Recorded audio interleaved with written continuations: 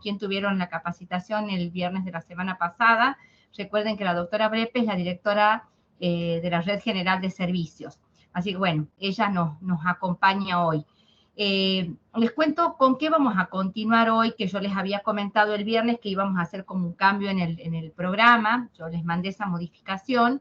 Era un poco introducirlos en el sistema de salud, porque si bien habíamos empezado ya a trabajar directamente con temáticas vinculadas a lo que es la atención del paciente y de las distintas patologías y circunstancias que se presentaban, me pareció importante un poco ubicarlos en el sistema de salud para que ustedes conozcan cuál es la estructura del sistema de salud y algunas cuestiones que hacen a los criterios, digamos, que en este momento se están manejando en relación a lo que es la calidad de trato en el paciente. Así que, bueno, un poco la idea de hoy, voy a tratar de hacerlo lo más ágil posible, si bien son bastantes contenidos, como para que poder brindarles esta perspectiva y ustedes se puedan ubicar un poquito más en este contexto.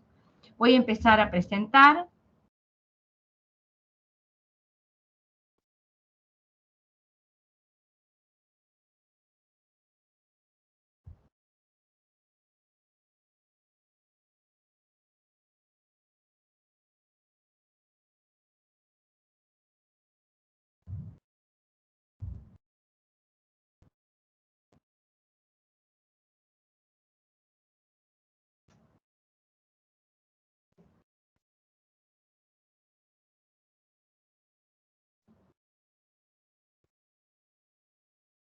Ahí está. ¿Me cuentan si se está empezando a compartir? ¿Nadia? Sí, sí se ve. Sí se ve, bien. Sí. Paso a pantalla mayor, me cuentan ahí si se ve también, ¿se está viendo bien? ¿En pantalla ampliada? Sí, se ve perfecto. Bien, bueno. Bueno, ¿qué es lo primero que les voy a contar?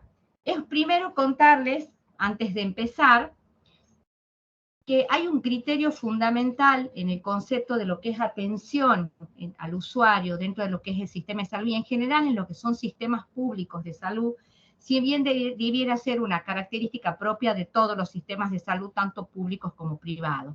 Y tiene que ver con pensar en tener siempre una fuerte orientación al usuario. O sea, hacer todo lo que se haga y se lleve adelante desde el punto de vista técnico y desde el punto de vista actitudinal, siempre tenga que ver con una fuerte orientación al usuario. O sea, poner el foco en el usuario, saber que el centro de nuestra tarea, el objetivo por el cual nosotros estamos realizando esta tarea, es brindar calidad de atención al usuario. Y en ese sentido, entender, y para esto les traje una frase de Carl Jung, algunos de ustedes lo habrán escuchado nombrar. Carl Jung es un psicoanalista muy reconocido, es posterior a Sigmund Freud, y entre todas las teorías y las distintas conceptos que él ha acuñado, hay una frase que es muy interesante y que la usa justamente para hablar de los pacientes, que dice lo siguiente. Dice, conozca todas las teorías, domine todas las técnicas, pero al tocar un alma humana, sea apenas otra alma humana. ¿Cuál es la idea de traer esta frase de Carl Jung? Pensar que más allá de los conocimientos técnicos que nosotros tengamos, de los conocimientos técnicos que ustedes traigan, que han adquirido en su formación profesional, o sea, todo el bagaje de conocimiento que han adquirido a través de su estudio, ¿sí? Independientemente de ese conocimiento técnico que indudablemente lo van a tener que poner en juego para poder llevar adelante su tarea, están trabajando con personas. O sea, ese otro con el cual están trabajando no es un cuerpo, no es un objeto, es una persona. Y en tanto es una persona íntegra, con pensamientos, con emociones, con sentimientos, con vivencias. O sea, hay que mirarlo al paciente como un usuario desde una perspectiva holística, ¿sí? Y de ahí la frase esta de Carl Jung que lleva a pensar de que es un alma humana y para nosotros poder aproximarnos al paciente nos tenemos que aproximar no desde la técnica, sino desde la persona. O sea, es una persona interactuando con otra persona. ¿Y por qué decimos esto? Porque el primer contacto con el paciente y el desarrollo de toda la relación que vamos a tener con el paciente va a estar sostenido en un vínculo humano, ¿sí? No en un vínculo técnico. Lo técnico es lo que nosotros vamos a ejecutar desde el punto de vista científico para poder resolver la problemática del paciente. Pero la relación que vamos a establecer con el paciente es una relación de tipo humana y como tal tiene que contar con todos los elementos que hace a estos aspectos. ¿Por qué es importante traer esto? Porque es una de las cuestiones que ustedes van a tener que tener en cuenta a la hora de interactuar con los pacientes. Para eso también vamos a tener en cuenta, rápidamente, obviamente no me voy a detener mucho en estos conceptos, en recordar cuál es el concepto de salud pública con el cual nos venimos manejando. El concepto más restringido de salud pública que venimos utilizando es de la Organización Mundial de la Salud, acuñado en el año 1998. Ya ha habido algunas modificaciones, pero esto es lo clásico, que dice que la salud pública es la ciencia y el arte de promover la salud, prevenir la enfermedad y prolongar la vida, mediante esfuerzos organizados de la sociedad. O sea, ¿qué quiere decir esto? Que nuestra tarea, ¿sí?, dentro de lo que es el ámbito de la salud pública, es abarcativa en el pre, en el durante y en el post del vínculo con el paciente y con toda la familia, ¿sí? O sea, hacemos todo lo que es la prevención de la enfermedad, por lo tanto, la promoción de la salud.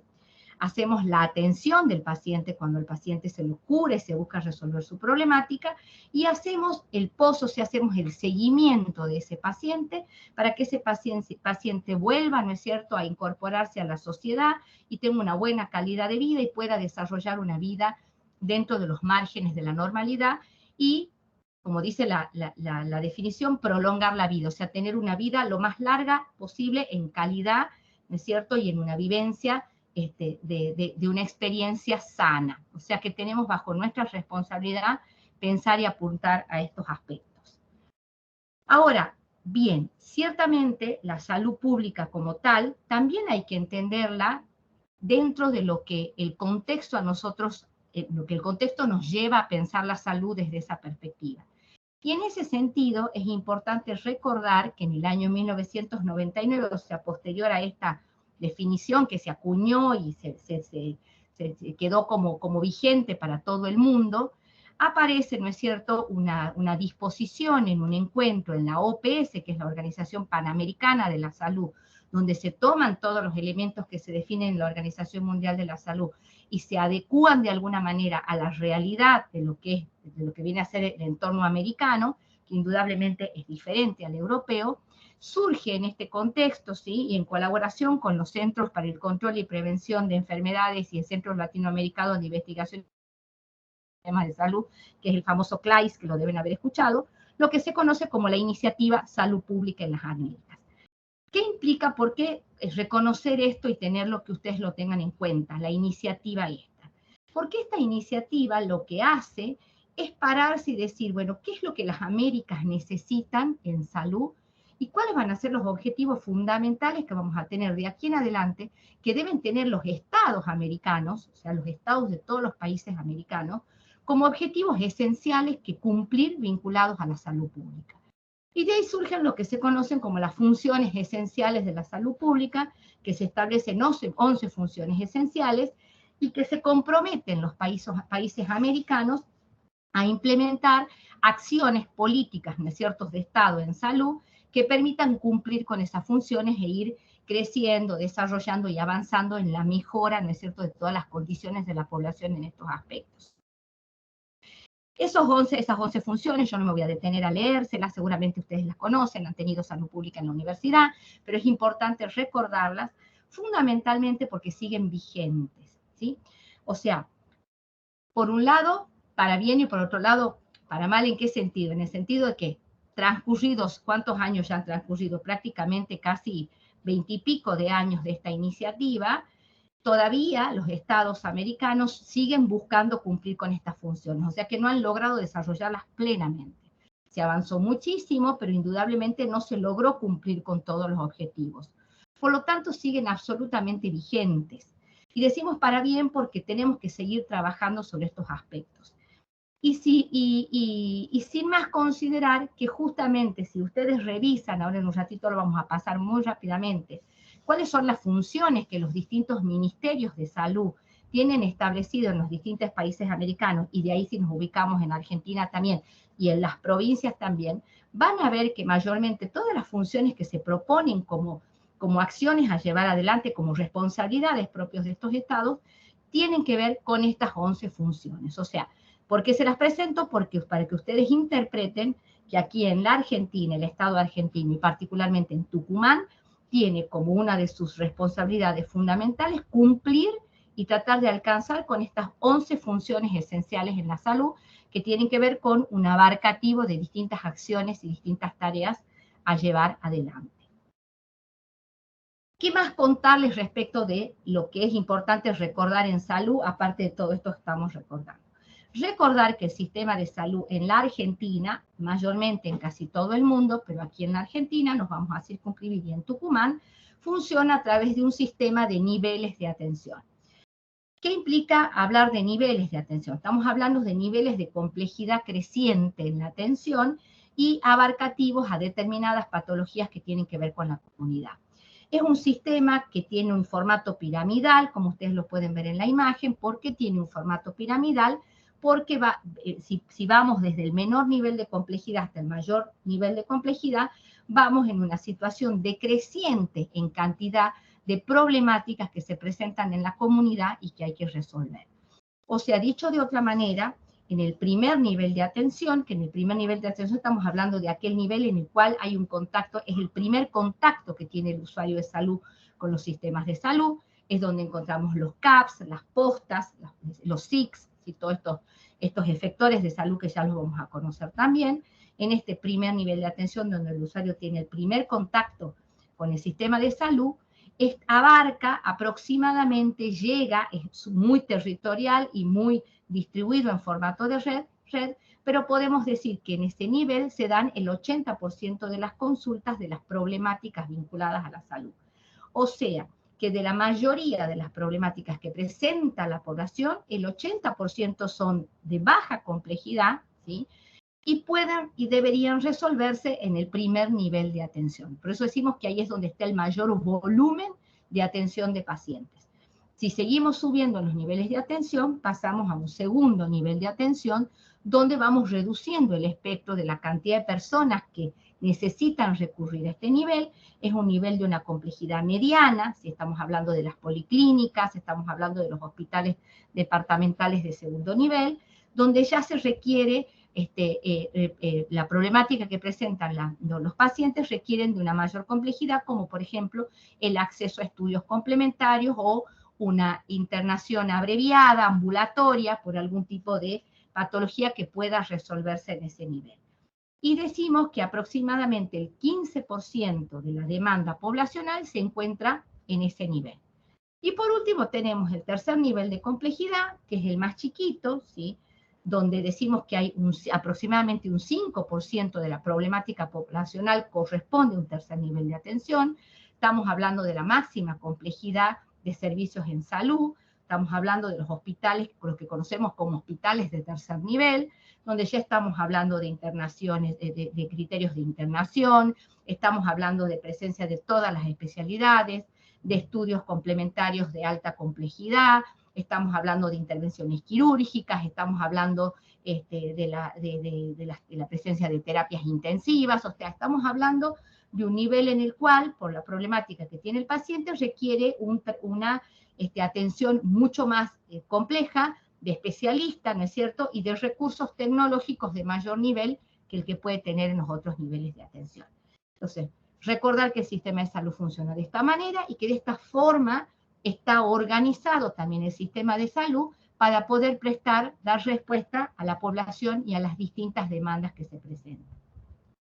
Podríamos decirlo de otra manera, ¿no es cierto?, que en un primer nivel de atención los recursos se organizan para resolver estas necesidades básicas o las más frecuentes de la población.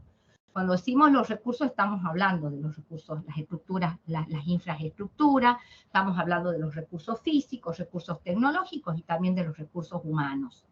En un segundo nivel, ya es para resolver problemas más complejos, por lo cual las infraestructuras tienen que ser distintas, los recursos humanos tienen que tener otro grado de formación o de especialidad, y los recursos tecnológicos o sectores que tienen que estar disponibles tienen que ser diferentes, como contar con un laboratorio, contar con farmacia, contar con un sector de diagnóstico por imágenes, o sea, vamos elevando el tipo de requerimientos que se necesitan para conformar los efectores de este nivel. Y por último, en un tercer nivel, indudablemente es donde tenemos que tener una disponibilidad mucho mayor de complejidad y especialización en los recursos humanos, de recursos tecnológicos de alta envergadura, como son los resonadores, como es un tomógrafo, como son ecografías de determinado nivel. Necesitamos infraestructuras físicas mucho mayores, porque tenemos que tener pisos y salas de internación. Hay que contar con quirófanos que estén preparados en todas las condiciones. Hay que contar con ambulancia, hay que contar, o sea, con una guardia preparada para recibir las urgencias. O sea, estos niveles no solo nos van marcando el tipo, digamos, las problemáticas que se resuelven, sino también nos van marcando las necesidades que el sistema de salud tiene y las cuestiones que tiene que prever para poder prestar servicios en estos distintos niveles de atención. Si tienen alguna duda o alguna consulta o algún comentario, no hay ningún problema, me interrumpen, me dicen quiero hacer una consulta y la evacuamos, ¿sí? No hay ningún inconveniente, así que estoy abierta a que podamos hacer para que no vayamos avanzando con algunos temas que por ahí vamos a ir cambiando, ¿sí? Bien, ¿qué otro aspecto es importante entender ya que estamos hablando de niveles de atención? Tenemos que entender lo que se conoce como la referencia y la contrarreferencia. Seguramente ustedes también lo conocen, pero es importante, este es un concepto central a entenderlo para entender cómo funciona el sistema de salud y cómo hay que trabajar dentro del sistema de salud. Cuando hablamos de referencia nos estamos refiriendo justamente, ¿sí?, a la derivación de un paciente a través de los niveles de atención, desde un primer nivel de atención a los subsiguientes niveles de acuerdo a la necesidad y a la complejidad de su patología y de las necesidades que tenga. Entonces solemos decir que desde un primer nivel de atención se refiere a un paciente a un segundo nivel cuando a lo mejor requiere un estudio complementario que el primer nivel no puede proveerlo y ese estudio es necesario para completar un diagnóstico, para definir un tratamiento, etc. Y a su vez puede haber una referencia directa a un tercer nivel o de un segundo a un tercer nivel cuando se requiere una mayor complejidad o al paciente hay que internarlo de urgencia porque hay que hacer una intervención quirúrgica, hay que hacerle estudios más complejos, un tratamiento más delicado, etcétera, etcétera, etcétera. Entonces hablamos de un proceso de referencia que debería darse de esta manera, digamos, ordenada y criteriosa por cada uno de los niveles, saber distinguir, ¿no es cierto?, a la hora de la atención de un paciente, qué cosas se pueden resolver en ese nivel, fehaciente y concretamente, y qué cosas van a requerir una derivación. A su vez, cuando hablamos de contrarreferencia, estamos hablando del proceso inverso, o sea, de un paciente que ha sido referido desde un primer nivel de atención o ha ido quizá directamente por una consulta espontánea a un segundo o un tercer nivel de atención, y sea que se haya resuelto su problemática o que a lo mejor se detecte que esa problemática puede ser resuelta en un nivel menor, se lo contrarrefiere al paciente. O sea, el paciente ese se lo devuelve al nivel de atención que corresponde para que complete su tratamiento, el seguimiento de su patología, etcétera, en ese nivel de atención. Este es un proceso muy dinámico que se da permanentemente en el sistema de salud, que tiene, digamos, es un proceso muy aceitado, que tiene sus bemoles, digamos, para trabajarlos, después ya lo van a ir descubriendo a medida que ustedes vayan trabajando, después quizá la doctora Brepe puede hacer un aporte en este sentido, porque es un proceso que tiene, digamos, sus aspectos, sus buenos manejos, digamos, sus bien hechos, y a veces sus no tan bien hechos cuando a veces se deriva, cuando no se debe derivar y se puede resolver, o a veces al revés, cuando es una situación que debiera derivarse y no se deriva, o algo que se debiera contrarreferenciar y no se hace, o a veces una paciente que no se atiende en un tercer nivel cuando debería ser atendido, etc. Entonces es un proceso que tiene sus particularidades, pero que como tal tiene características y que va a depender mucho, mucho del criterio profesional, del profesional que asiste, puede ser sea médico, sea enfermero, en el caso de ustedes, del criterio del médico, que sepa hacer una buena lectura de cuál es la circunstancia que está presentando el paciente y agote todos los recursos que estén realmente a su alcance para tratar de resolver al paciente su problemática en ese nivel y derivar en el caso en que realmente esto fuera necesario. Así que bueno, un poquito para contarles este tema. Este es un cuadrito que les traje un poco para que ustedes se ubiquen las características diferentes que hay en los tres niveles de atención. Si nosotros tomamos estos 3 niveles y los miramos desde distintos aspectos o factores que entran en juego, podemos entender un poco más qué corresponde o qué características tiene un nivel respecto del otro. Por ejemplo, lo que veníamos hablando desde un primer momento respecto de la complejidad, podemos decir que en un primer nivel de atención hay una baja complejidad, en un segundo una mediana y en un tercero una alta complejidad. Respecto de la capacidad resolutiva, o sea, de cuánto puede resolver de las problemáticas de la población. Decíamos que en un primer nivel, en general, se resuelve cerca del 80% de las necesidades de la población, en un segundo nivel hacer cerca de un 15% y en un tercer nivel cerca de un 5%. Respecto del área de responsabilidad, acá se plantea algo muy particular y que es muy propio, digamos, del sistema de salud. Y es que las áreas de responsabilidad son muy diferentes cuando hablamos de un primer y un segundo nivel que cuando hablamos de un tercer nivel. Cuando hablamos de un primer nivel de atención, estamos hablando que hay un área específica de responsabilidad para ese efector en particular. Esta palabra ustedes la van a escuchar mucho, nosotros usamos en el sistema de salud la palabra efector de salud para referirnos a cada una de las unidades organizativas que presta servicios de salud. Con unidad organizativa nos podemos referir a un hospital de tercer nivel, a un hospital de segundo nivel, a un CAPS, a una policlínica, a una posta. Todos son efectores de salud. Diferentes, pero usamos ese término para referirnos. Entonces decía que el área de responsabilidad en un primer nivel de atención, ¿sí?, implica que ese efector de salud, ese primer nivel de atención, tiene una población a cargo, ¿sí?, con límites geográficos determinados, ¿sí? O sea, implica que atiende tal zona en particular, tal comunidad, tal municipio, tal sector, el sector delimitado por ciertas calles, como por ejemplo es en la ciudad de San Miguel Tucumán, que está dividida, cada CAPS tiene un área de influencia, se llama, ¿sí?, que es un sector determinado. ¿Esto qué implica? Que bajo su responsabilidad está toda la población que habita en esa zona y que debería recurrir al CAPS, ¿no es cierto?, o al efector de primer nivel para resolver su problemática. En teoría no debería ocurrir que tenga que asistir a alguien que venga de otro sector que no pertenezca, porque en general esa persona no se va a trasladar a ese CAPS en particular, sino si decide trasladarse y no ir a su efector de primer nivel, va a ir seguramente a un efector de tercer nivel. Pero hay un límite geográfico que implica una determinada población. Lo mismo ocurre con un segundo nivel de atención, nada más que estamos hablando de un área geográfica más ampliada. Por ejemplo, hablamos de localidades completas, por ejemplo, un hospital departamental puede tener a su cargo entre 5.000 y 30.000 habitantes, dependiendo de toda la zona, ¿sí? O sea que aparece esta cuestión, pero también tiene un sector definido, que es la población que debe asistir a ese efector por el área de influencia que le corresponde. ¿Y cuál es la diferencia? Que en un tercer nivel esto no ocurre. En un tercer nivel no hay un área geográfica delimitada a cargo.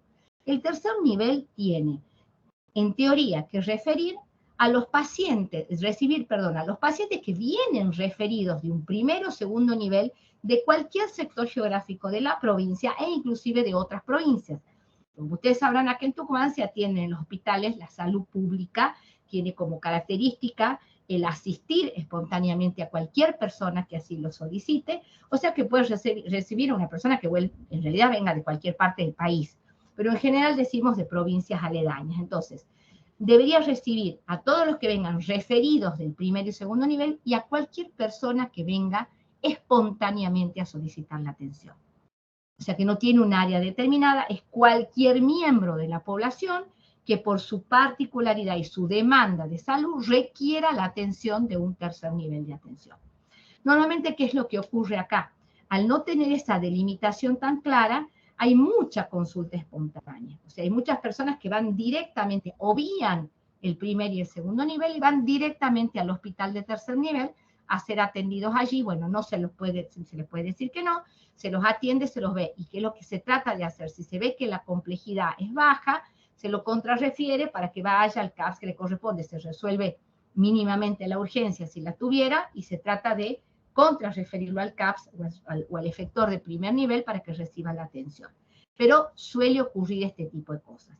Y en Tucumán además ocurre que Tucumán, al ser una provincia tan chiquita, con un territorio tan chiquito, la accesibilidad de un hospital de tercer nivel para cualquier persona que vive en Tucumán es muy alta. O sea, la persona que más lejos está hasta 100 y pico de kilómetros. Entonces, no es que tiene que viajar 500 kilómetros o 300 kilómetros para ir a un hospital. Hay un acceso muy directo para ir a un hospital de tercer nivel. Entonces, hay una tendencia también de la población a ir al hospital de tercer nivel, a lo mejor a consultar en una guardia algo que no es de la complejidad de esa guardia y no ir al primer nivel, que es donde deberías realizar esa consulta. Por supuesto que esto se da en ciertas circunstancias, como así también a veces hay, ¿no es cierto?, una asistencia muy importante de ciertas áreas muy pobladas geográficamente, es donde la consulta en el primer nivel de atención es muy alta, porque la población del área es abundante a veces para la cantidad de efectores de salud que hay en el sector, o las áreas, o la población a cargo de un efector de primer nivel es muy alta. Pero esto un poco para que se ubiquen. Después tenemos, en relación al modo resolutivo, la resolución en el primer nivel es ambulatoria, no hay internación, no hay ni abreviada, ni ningún tipo. En un segundo nivel puede haber alguna urgencia, alguna cirugía ambulatoria y de especialidades básicas, pero en general también mayormente ambulatorio y consultorio externo, y salvo en un hospital departamental donde puede haber algún tipo mayor de internación, pero no de alta complejidad. Y en un tercer nivel de atención sí ya estamos hablando, ¿no es cierto?, de resoluciones más complejas, con internación tanto aguda como crónica, dependiendo del tipo de institución de que se trate. Respecto a la otra característica, que es la cobertura horaria, en el primer nivel de atención se dan las tres particularidades. Hay efectores de 6 horas, hay efectores de 12 horas y solo algunos de 24 horas. En el segundo nivel hay de 24 horas los hospitales departamentales los 365 días del año, pero por supuesto con guardias reducidas dependiendo de las especialidades que tengan. Y en el tercer nivel también 24 horas los 365 días del año, pero en general con guardias importantes donde se atienden absolutamente todas las patologías y las complejidades. Esto un poco para presentarles cómo funcionan los tres niveles de atención. ¿Qué más contarles también para que ustedes conozcan y estén preparados? Entender un poco cuál es el perfil demográfico de la provincia de Tucumán, o sea, entender qué tipo de población es la que ustedes van a atender. Cuando hablamos de perfil demográfico, nos referimos a cómo está distribuida la población en sexo y grupos etarios en la provincia de Tucumán. El último censo que tenemos es el censo del año 2010. Ustedes saben que el censo se hace cada 10 años, se debería haber hecho en el 2020. Como estuvimos en pandemia, eso no fue posible. No sé, supongo que a lo mejor el año que viene podrá hacerse el censo demográfico, así que estos números son con 10 años de atraso, pero bueno, podemos decir que Tucumán es una provincia con una alta tasa poblacional y de densidad poblacional en relación a su territorio, ¿sí? Tiene una distribución, como ustedes pueden ver, piramidal, ¿sí?, con una base ensanchada, lo cual nos quiere decir que la población de niños, jóvenes y adultos jóvenes es la población mayoritaria, tiene una población adulta mayor mucho más chiquita, y esto nos va marcando el tipo de problemáticas que se van a referir, que están mucho más vinculadas a esa población que a otro tipo de población, ¿sí? No obstante ello, también es cierto que se ha ido viendo en los últimos años un aumento de la población de adultos mayores.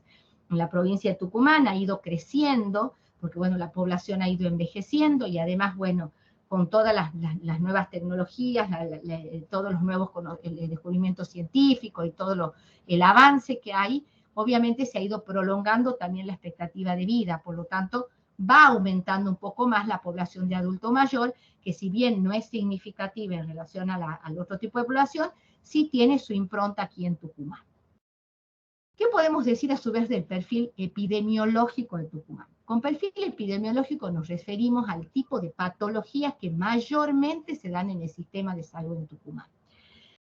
Podríamos mencionar miles, imagínense ustedes, de todas las enfermedades posibles que hay, pero si las agrupamos como para poner lo que más aparece y lo que es de mayor frecuencia, ¿no es cierto?, de presentación en la población en Tucumán, las podríamos dividir en dos grupos: lo que aqueja a la población adulta y lo que aqueja mayoritariamente a la población infantil. En el caso de la población adulta, lo que más aqueja son enfermedades no transmisibles, ¿sí? Y dentro de las no transmisibles tenemos las enfermedades del aparato circulatorio, entre ellas también vinculada a la hipertensión arterial, la diabetes, las enfermedades de tipo mental y las enfermedades reumáticas. Estas son las enfermedades prevalentes que más aparecen y por las que más consulta la población adulta. Y en el caso de la población infantil, al revés, estamos hablando de las enfermedades transmisibles, ¿sí? Y dentro de las transmisibles, las infecciones respiratorias, como habrán escuchado hablar, la bronquiolitis, el síndrome de obstructividad respiratorio, todas las infecciones respiratorias agudas de temporada, etcétera, y la diarrea aguda infantil. Son los tipos de patologías que más se presentan. Pero allá acá les puse en un rojo, un cuadrito, que nos viene a descuajetingar todo lo que estamos hablando de la población adulta, y es que, como todos ustedes saben, en estos últimos 2 años apareció fuertemente una prevalencia tremenda y de una incidencia muy grande de una enfermedad transmisible como es el COVID-19, que nos está quejando, y que ataca mayoritariamente, en una forma con una incidencia mayor, a la población adulta. También a la población infantil, pero en un grado mucho menor, mayoritariamente a la población adulta. ¿Por qué lo marco? Porque es algo que antes no lo mencionábamos y antes no era algo propio y con este nivel de incidencia en la población adulta. Bueno, hoy lo es. O sea que a todo lo no transmisible que está presente hay que agregarle esta enfermedad transmisible que está muy presente, con un impacto muy alto y que tiene, digamos, una relevancia muy importante, ¿sí?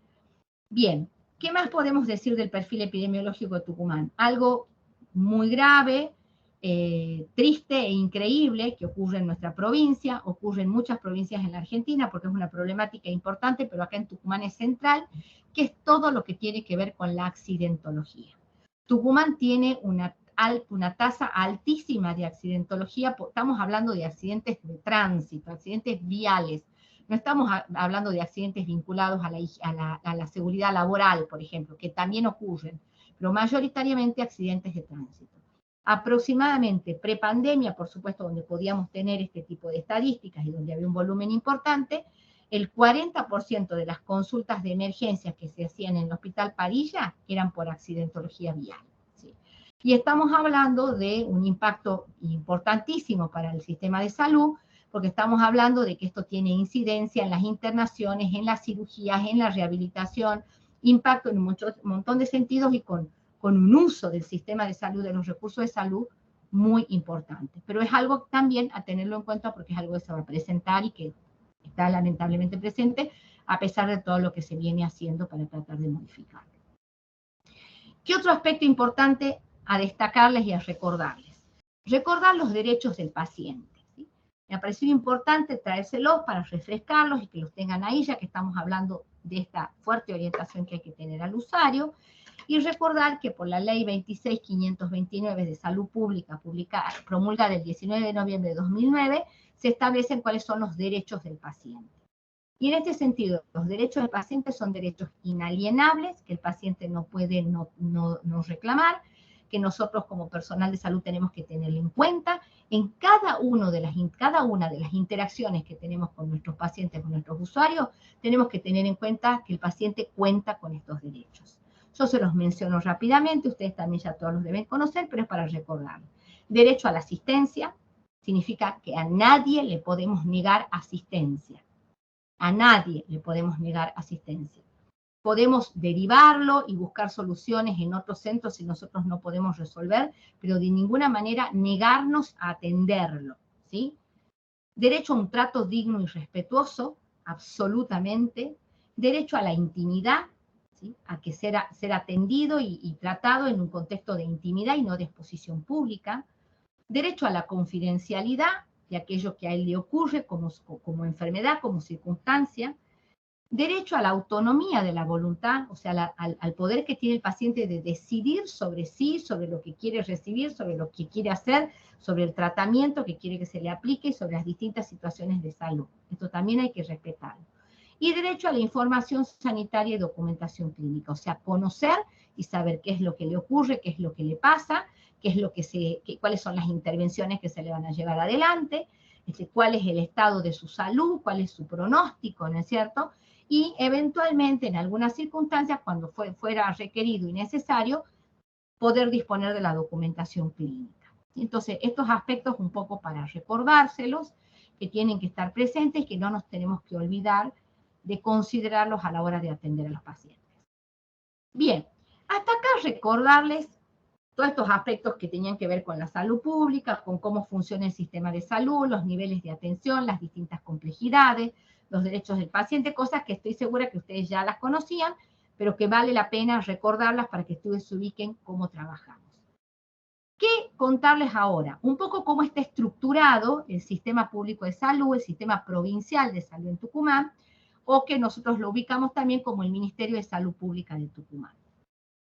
Tiene como misión, esto yo no me voy a detener mucho, ustedes pueden entrar en la página del Ministerio de Salud de la provincia y van a encontrar ahí la misión, la visión, los valores, las funciones, pero se las voy a leer rápidamente para que ustedes se ubiquen y vean qué relación importante tiene con lo que hablamos de las funciones esenciales. El Ministerio de Salud Pública de la provincia de Tucumán tiene como misión, ¿sí?, garantizar el derecho a la salud como fundamental de la persona, a través de la promoción de la salud, prevención de enfermedades y provisión de servicios de atención. Para ello debe profundizar la gobernanza de salud a través de la rectoría, regulación, planificación, coordinación con control y gestión de la salud pública, articulando a los actores del sistema. Esta es la misión del Ministerio de Salud, que tiene como visión que las personas, familias y comunidades tengan una vida más saludable, que participen activamente en la construcción de estilos de vida que favorezcan su desarrollo individual y colectivo y que puedan vivir en ambientes sanitariamente protegidos, que tengan acceso a una atención en salud oportuna, equitativa, integral, con calidez y de calidad. Todo esto a través de una estructura institucional transparente y eficaz que contribuya a una mejor calidad de vida. Acá hay algo que me interesa rescatarles y es lo siguiente. No nos olvidemos nunca que aquí en la Argentina, ¿sí?, la salud es un derecho que a su vez está garantizado por la Constitución Nacional. Nuestra Constitución establece que la salud es un derecho que tiene la población y que el Estado debe garantizar su cumplimiento, y en tanto derecho es pública y gratuita, ¿sí? Entonces esto nos pone a nosotros en un rol en el cual nosotros somos los prestadores de ese derecho. El Estado garantiza, pero nosotros somos los prestadores de esos servicios para cumplir con esos derechos. Y esos derechos con los cuales nosotros tenemos que cumplir tienen que ver con prestar todos estos servicios para los cuales ocupamos nuestros roles. Ustedes son médicos, van a ocupar un lugar determinado, un puesto de trabajo en el cual van a prestar esos servicios a la población y que es un servicio al cual la población tiene derecho. No solo la población como un ente abstracto del cual hablamos, ¿sí?, la gente, sino las personas. Y dentro de las personas ustedes también, porque nosotros también somos usuarios del sistema de salud. O sea, es una prestación que ejercemos sobre las distintas personas que viven en esta comunidad. Y esas personas tienen una expectativa de recibir, ¿no es cierto?, una determinada prestación de determinada calidad que le permita resolver su problemática. Entonces, este concepto es muy importante tenerlo incorporado, no olvidarnos y no verlos como que ni que nos pongan en el lugar de qué es nuestra obligación, ni nosotros sentirnos que estamos obligados, no. Hay que verlo como que es un derecho y nosotros estamos prestando un servicio. O sea, hay que pararnos desde un lugar diferente. Porque si no nos paramos desde ese lugar, a veces se nos va a complicar mucho poder resolver las distintas situaciones que se nos puedan ir presentando. Y entender al usuario cuando hace una demanda. Porque cuando el usuario hace una demanda, lo hace parado desde un lugar en el cual es sujeto de derecho, como nosotros también somos sujetos de derecho. Entonces, este aspecto es muy importante, por favor, entenderlo. Bien, ¿con qué marco normativo nos regimos en el sistema de salud? En el sistema de salud, por supuesto, nos regimos por todas las leyes nacionales que hay vinculadas a la prestación de los servicios de salud aquí en la Argentina, por las leyes provinciales, que las hemos mencionado hace un rato cuando hemos hablado de los derechos del paciente. Nos regimos también por la ley 5908 de carrera sanitaria provincial, que establece toda una serie de criterios, derechos y obligaciones para el personal de salud. Nos regimos por la ley 6952, derechos de los pacientes, y nos regimos por lo que conocemos como marco normativo del Sistema Provincial de Salud y su anexo, que es donde está más bien establecido todo todo, digamos, las gestiones y las consideraciones de tipo administrativas de cómo funciona el sistema de salud y, por supuesto, toda la metodología y los procedimientos administrativos a llevar adelante para los distintos trámites que puedan estar establecidos dentro del sistema de salud, las distintas actuaciones que puedan llevarse adelante. Esto es importante saberlo para saber que nadie actúa en una forma libre ni autónoma. Hay leyes que nos contienen, leyes que nos regulan y nos contienen al mismo tiempo, ¿sí? O sea, regulan nuestro accionar, pero al mismo tiempo nos contienen porque son nuestro amparo para poder actuar de una manera correcta y una manera adecuada en nuestra tarea. ¿Cómo es la estructura de funcionamiento del sistema de salud? La estructura en cuanto a arquitectura organizacional. Es una estructura jerárquica en red. ¿Por qué decimos que es jerárquica en red? Jerárquica porque hay distintos niveles jerárquicos dentro del sistema de salud que implican distintos niveles de responsabilidad. Pero también en red porque funcionan con un sistema muy matricial, donde estos distintos niveles jerárquicos, sobre todo los que están en un nivel superior, tienen intervenciones en forma de red en todos los efectores del sistema de salud. Para ubicarlos un poquito, ¿cuál es esa estructura jerárquica? Está el Ministerio de Salud Pública, ¿no es cierto?, que está conformado por el ministro y sus subsecretarios, ¿sí?, que pertenecen al gabinete de la provincia, del gobernador, y dentro del Ministerio de Salud está lo que conocemos como CIPROSA, que es el Sistema Provincial de Salud. El CIPROSA podríamos decir que de alguna manera es el órgano operativo ejecutor de las políticas que el Ministerio de Salud define, ¿sí? Y de allí, del CIPROSA para abajo, dependen todos los efectores de salud de la provincia. En el CIPROSA tenemos dos comandos, por decirlo de alguna manera. Lo que se conoce como la Secretaría Ejecutiva Médica, que ve todas las tareas, las cuestiones asistenciales, las que tienen que ver con la atención directa del paciente, y lo que conocemos como la Secretaría Administrativa o Secretaría Contable, que ve todos los aspectos administrativos, procedimentales, de uso de recursos, etcétera, que les solemos llamar no asistenciales del sistema de salud. A su vez, dependiente de estas dos secretarías, está lo que conocemos como nivel central. Ustedes van a escuchar siempre esta palabra, nivel central acá, nivel bajo.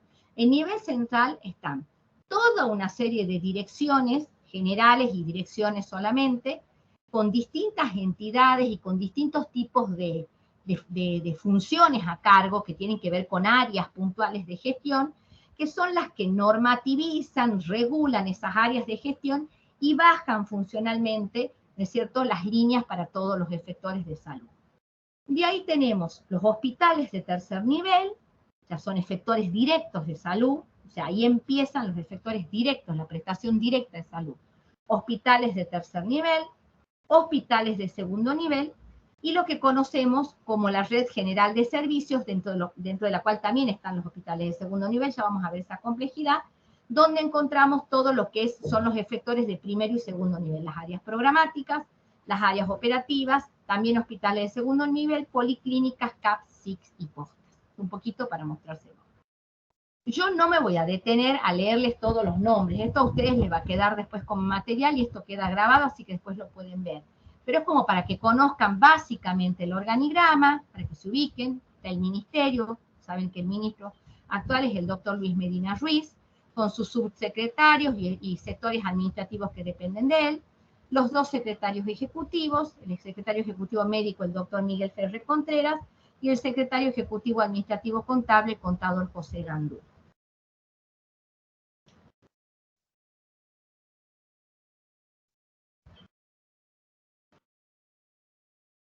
Perdón. Bien. Dentro de lo que administra el secretario ejecutivo contable, yo les decía que había varias direcciones, del nivel central varias direcciones, están todas estas direcciones generales y direcciones que dependen del secretario ejecutivo administrativo contable. Yo no se lo voy a leer a todas, pero si ustedes ven los nombres se van a dar cuenta que son distintas áreas de funciones, ¿sí?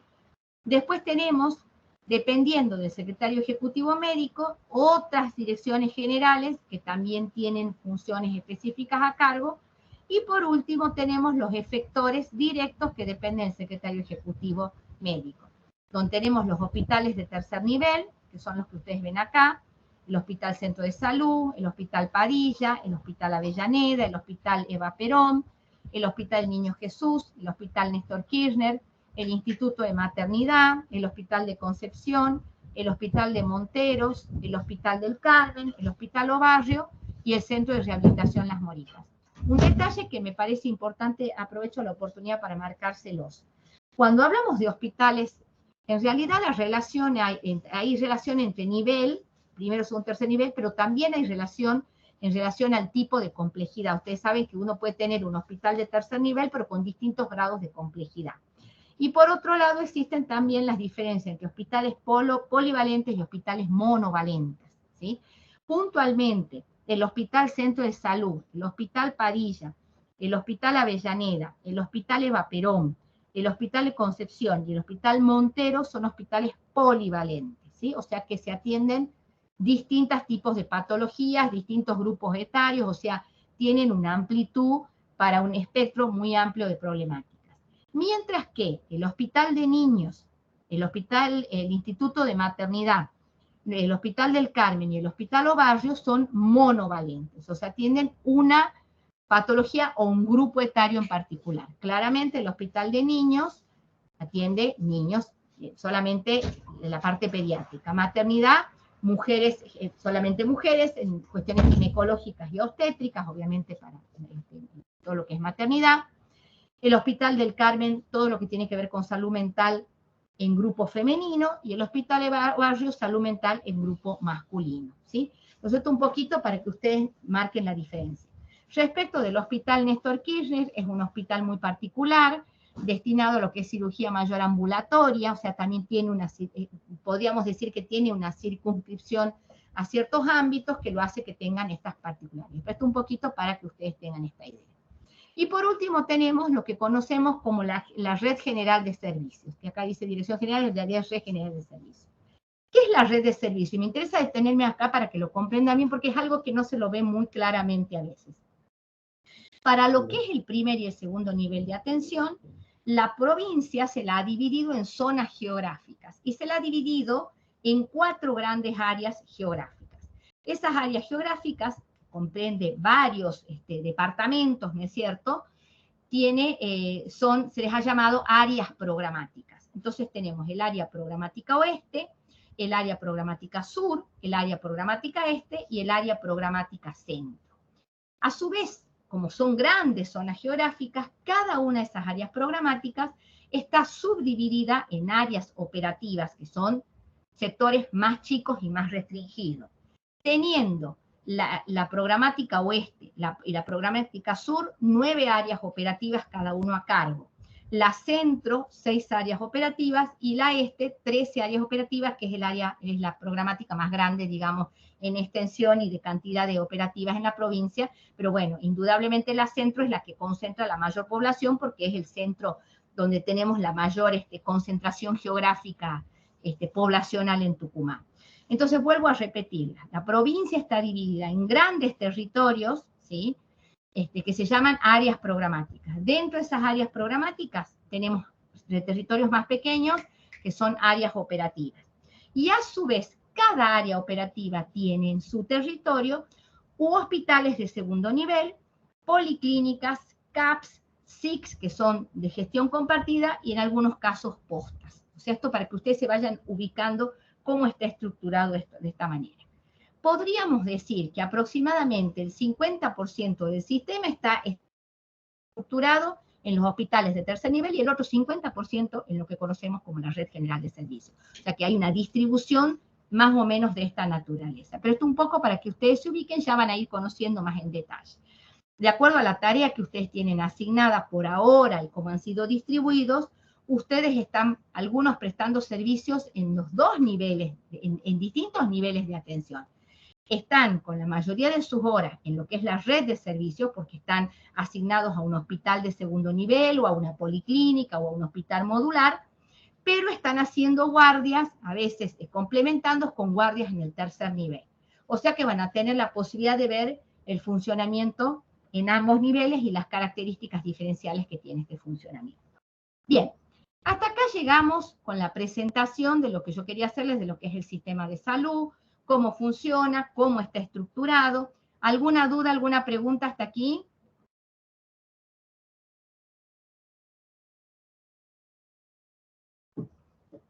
No, ninguna. ¿Ninguna? Bueno. ¿Algún aporte?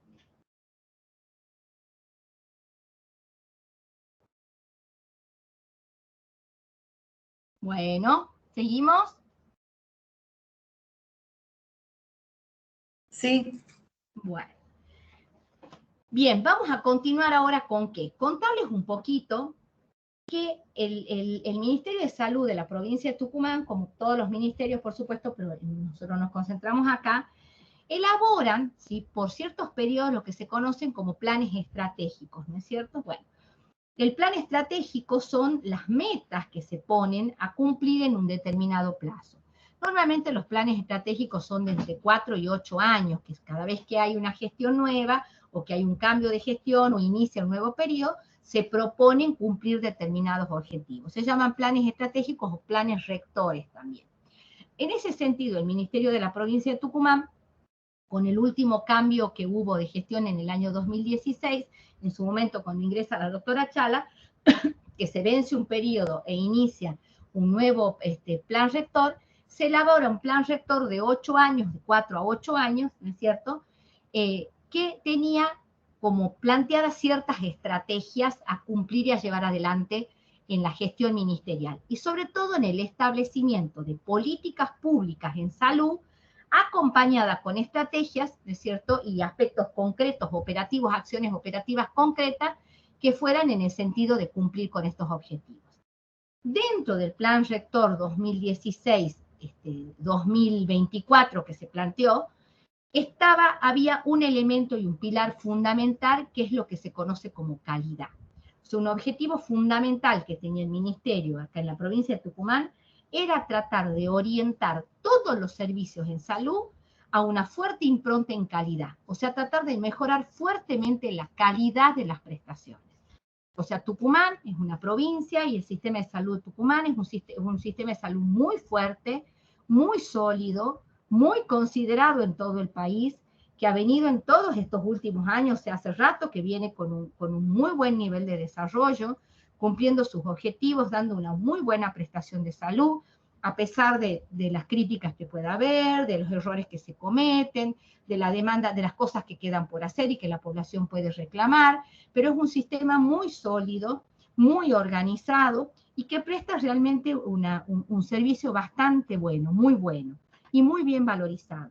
No obstante ello, estaba claro que había que seguir fortaleciendo lo que era la calidad de atención, o sea, no solo resolver rápidamente y atender, sino hacerlo con parámetros de calidad.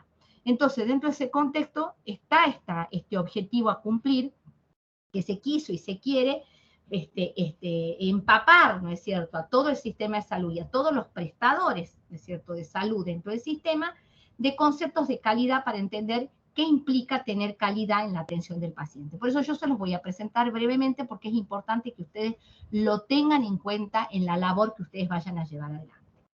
Lo primero que tenemos que entender son algunos conceptos. Primero, entender que cuando nosotros hablamos de usuario, no estamos hablando solamente del paciente. Cuando nosotros hablamos de usuario, hablamos fundamentalmente del paciente y su familia y su entorno, ¿sí? No solo nos referimos y atendemos al paciente, sino atendemos al paciente en su familia, con la familia que lo acompaña, que tiene peso, que tiene decisión, que opina, que lo acompaña y que a su vez es quien lo va a recibir y lo va a contener en su ámbito cuando ese paciente vuelva después de ser asistido o atendido en los distintos efectores de salud. Entonces, entender que nuestro usuario es mucho más que el paciente, es también la familia. Y también un poquito más, hacerlo un poquito más extensivo, pensar que también son usuarios nuestros compañeros de trabajo, también son usuarios en el concepto de calidad. ¿Por qué entender que nuestros compañeros de trabajo o las otras personas que trabajan en salud son usuarios dentro de la perspectiva de calidad? Para entender que cuando yo hago mi trabajo, ¿sí?, mi trabajo es un trabajo que va a impactar en el trabajo del otro en la medida que es un trabajo bien hecho. Si yo no realizo una tarea de forma adecuada, si no entrego una guardia como corresponde, le estoy dejando un trabajo mal hecho al otro compañero que va a recibir y que va a tener que hacerse cargo de esa situación en las condiciones en las cuales venga, ¿sí? Entonces esto como para empezar a pensar que la salud es un proceso integral, abarcativo, que inicia cuando alguien hace una demanda y completa cuando esa persona termina su proceso. Y que en ese proceso puede atravesar los 3 niveles de atención, si fuera necesario, o un solo nivel, o una institución atravesando por distintos sectores, y en todos esos sectores por los cuales ese usuario va a atravesar, va a ser atendido por distintas personas que van a actuar y van a hacer intervenciones sobre él, y que la expectativa es que esas intervenciones se hagan con calidad, para garantizar que todo ese proceso tenga la calidad requerida para que el resultado final sea el adecuado y sea un resultado satisfactorio. ¿Qué vamos a entender como concepto de calidad? Vamos a tomar como concepto de calidad el concepto del doctor Avedis Donavedian, que ustedes ya también lo deben haber escuchado, que define a la calidad en salud como lograr los mayores beneficios con los menores riesgos posibles para el paciente, dados unos recursos. ¿Qué significa esto? Tratar de hacer lo mejor que se pueda para el paciente, todo lo mejor que se pueda para el paciente, con los menores riesgos, porque sabemos que todas las intervenciones tienen una cuota de riesgo, o sea que también actuamos con criterio, ¿no es cierto?, a la hora de tomar una decisión de qué vamos a hacer, y dados unos recursos, significa con los recursos que tenemos en ese momento, ¿sí? En función de los recursos con los que disponemos, trataremos de hacer lo mejor posible con el menor riesgo para el paciente. Eso va a ser la calidad, hacerlo de esa manera. Ahora, ¿buscando qué? Buscando eficacia y eficiencia. ¿Qué es eficacia? Lograr el resultado buscado. O sea que hacemos una intervención para buscar un resultado, impactar de una determinada manera con un determinado objetivo. Y hacerlo con un criterio de eficiencia, o sea, con el mejor uso posible de los recursos que tenemos. ¿Cuáles son los recursos con los que contamos nosotros para trabajar en salud, independientemente del puesto en que estemos? Son los recursos tiempo, los recursos físicos, insumos con los que contamos, los recursos de estructura, los recursos tecnológicos, ¿sí? Y los recursos humanos, que son los compañeros, el equipo de trabajo en el cual nos encontramos insertos y con los cuales podemos interactuar. Entonces, cuando hablamos de eficiencia, es que tratemos de conseguir ese resultado administrando los recursos que no te toquen de una manera eficiente, ¿sí? Buscando hacer el mejor uso de esos recursos. Si somos capaces de poder hacer eso, en ese contexto y bajo esas condiciones, estamos trabajando con calidad. Eso es importante. No entender la calidad como algo gigante, inalcanzable, allá las normas Q de calidad, no. Entender como un trabajo bien hecho, administrando de la mejor manera los recursos. Pero hacer un trabajo bien hecho es también hacerlo a conciencia. No dejar cabos sueltos, hacerlo a conciencia, poniendo la voluntad, poniendo el conocimiento, poniendo nuestro esfuerzo, poniendo la mejor actitud, porque queremos que eso sea el mejor resultado posible. Esto es importante entenderlo, porque muchas veces nos va a pasar estar en situaciones en las cuales no vamos a estar con el mejor ánimo, por ahí no vamos a tener todos los recursos, por ahí vamos a estar sobrecargados, por ahí nos va a tocar estar con un paciente que no nos agrada, que no nos contesta bien, que nos trata mal, que no entiende lo que decimos, ya vamos a ver un poquito más adelante. No obstante, aún en esas condiciones, nosotros tenemos que tratar de hacer lo mejor posible. Este concepto es muy importante. Perdón, parece que se... Ahí está. A ver. Bien. ¿Qué vamos a entender? Vamos a tomar para entender también la calidad en salud. Entender que la calidad de un servicio, según la Organización Mundial de la Salud, ¿en qué se refleja? ¿Dónde vemos nosotros cuando vamos a un efector de salud y podemos decir acá vemos que se trabaja con calidad? Primero, claramente un alto nivel de excelencia profesional. O sea, ver que quienes nos atienden, que las personas que están prestando el servicio tengan excelencia profesional, ¿sí? O sea, sean profesionales con un expertise técnico y con conocimiento sólido y puesto ahí. En segundo lugar, un uso eficiente de los recursos, ¿sí? De todos estos recursos que hemos hablado. En tercer lugar, un mínimo de riesgo para el paciente, o sea, que todo se haga considerando la seguridad del paciente. En cuarto, un alto grado de satisfacción para el paciente, que el paciente esté satisfecho con lo que se está haciendo con él. Y por último, el impacto final en la salud. O sea, que todo eso que se haya hecho realmente tenga un impacto efectivo en la salud del paciente, se cure la enfermedad, se resuelva la situación, pueda tener una buena calidad de vida, etcétera, etcétera, dependiendo de las circunstancias. ¿Por qué he puesto yo con rojo acá lo de un alto grado de satisfacción para el paciente? Porque es uno de los conceptos centrales que hacen a entender la calidad en el trato al paciente. Y es algo que por ahí lo desconsideramos. O sea, nosotros, los profesionales de la salud, ustedes médicos, por ahí van a creer que con que ustedes resuelvan la situación y pongan en juego todos sus conocimientos técnicos, eso va a ser suficiente para lograr una satisfacción en el paciente. Pues a veces eso no es suficiente, porque el paciente cuando mide o cuando percibe satisfacción por los servicios recibidos, no solo ve que técnicamente se puede haber resuelto su situación, sino también tiene en cuenta muchos otros aspectos, con cómo ha sido tratado, cómo ha sido contenido, cómo ha sido informado, en qué contexto, qué atención ha recibido en cuanto a la espera, qué atención ha recibido en cuanto a los recursos propios de la institución, desde una sábana, una comida, una silla, o sea, valora muchos otros aspectos que no son solamente la resolución técnica. Entonces, esto es la cosa importante que ustedes la vayan incorporando, que quien va a medir la tarea realizada por ustedes es el usuario. El que va a decir si ustedes han hecho bien el trabajo es el usuario, y va a ser el usuario que se sienta satisfecho con la tarea realizada, ¿sí? En el sistema de salud nosotros podemos decir que hay un ciclo de atención, digamos, en cuanto a la calidad de atención al usuario, que se repite y que implica, independientemente de los distintos sectores en los que uno puede estar. Sea que uno esté en una parte recibiendo al paciente en una recepción, que esté en una consulta, que esté haciendo una derivación, que esté haciendo una internación, que esté dando un alta, que esté haciendo un cierre de una determinada situación. No importa en qué sector o en qué sector ustedes estén en vínculo con el paciente, ¿sí? En contacto con el paciente, de acuerdo a dónde les toque estar, siempre tienen que tener en cuenta para pensar en calidad estos aspectos que están entendidos acá, que son la presentación, o sea, la presentación, la forma en que ustedes se presentan ante el paciente, cómo se dirigen al paciente y cómo lo tratan en esa interacción, ¿sí? La prontitud en la atención, cuán rápido se atiende al paciente.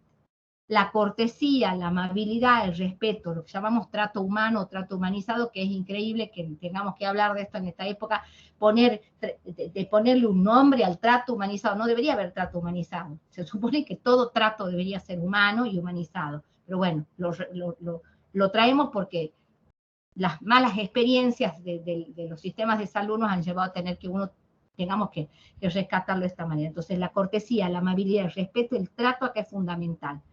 La agilidad para identificar el problema, o sea, la rapidez con que uno puede darse cuenta qué es lo que le está pasando al paciente. La destreza y la habilidad para resolverlo al problema, estamos hablando del expertise técnico. La efectividad en los procedimientos, o sea, las decisiones que se toman que produzcan los resultados esperados.